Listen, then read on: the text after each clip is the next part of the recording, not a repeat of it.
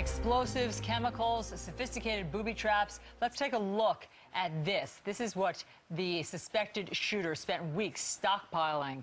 Weapons. He bought SWAT gear, which is apparently delivered to his workplace by UPS. He spent a total of, some say, $15,000 on all of this riot and war gear. So what did the bomb squad have to go through in order to safely defuse the accused movie theater shooter's death trap?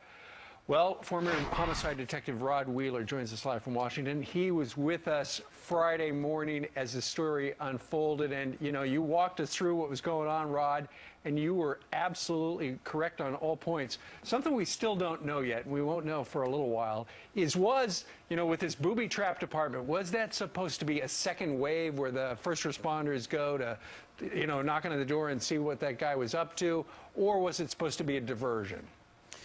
Steve, that's an excellent question. A lot of people have that same question, but what I can tell you is that I believe that it was supposed to be a second wave, so to speak, as far as going right along, corresponding with the shooting at the same time. Look, this guy operated with the mindset of the Joker from the movie, and the Joker, as we know, was a very sophisticated person. He had no regard for life and didn't mind killing people. Well, this guy is exactly the same way. So he wanted, the reason for those bombs, he wanted somebody to go through that door, and I think he wanted the police, Steve, to go into that apartment, and then I think he wanted the whole place to go up in smoke. Well, then why, Rod, then why would he tell the cops that the place was booby-trapped once he was caught at the movie theater?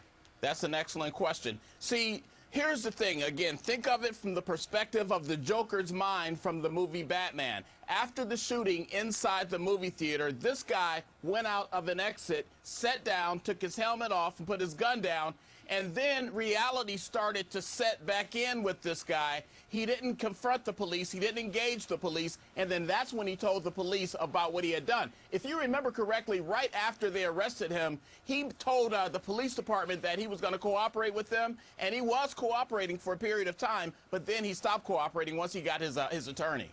Rod, it apparently took him weeks to set up this, what was originally called a sophisticated booby trap. He had a control panel. I mean, he really methodically tried to blow up his apartment complex, yet it took police probably 24 hours to defuse it.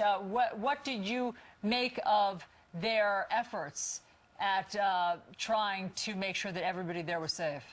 Well, first of all, Allison, let me just say this. As we know, there were 30 bombs inside that small apartment. Let me tell you, I know a lot about bombs and a lot about these types of devices. That could have did major damage. That could have potentially killed a lot of people. So the police, realizing that, the bomb technicians, they are experts. They had to take it one step at a time. But here's the thing. At any moment, any of those bombs could have went up and could have caused death to some of those officers. So I think they did a tremendous job, guys. Rod, I know you've got sources inside the police department out there in Colorado, and this is what everybody's asking. Why? Why do you do it? I'm not a psychologist, but I can tell you I've been in law enforcement over 25 years. I've talked to people with the mindset of this guy. We may never know exactly why he did it, but I can tell you one thing. What he did, it was very calculated. It was way back in early May that he actually started planning for his role in this movie, and that horrific night 3 days ago is when he had his chance to act. Hey, Rod, we only have about half a minute or so, very quickly. Inside the jail now, do we have ears? We have people listening to see what he's talking about? Yes, absolutely. They're listening to everything this guy is saying, and everything he says is going to be recorded. Absolutely. All right. Rod Wheeler, we thank you very much for joining us today from the Bureau. Sure. Thanks, Rod. More Fox and Friends in just 2 minutes.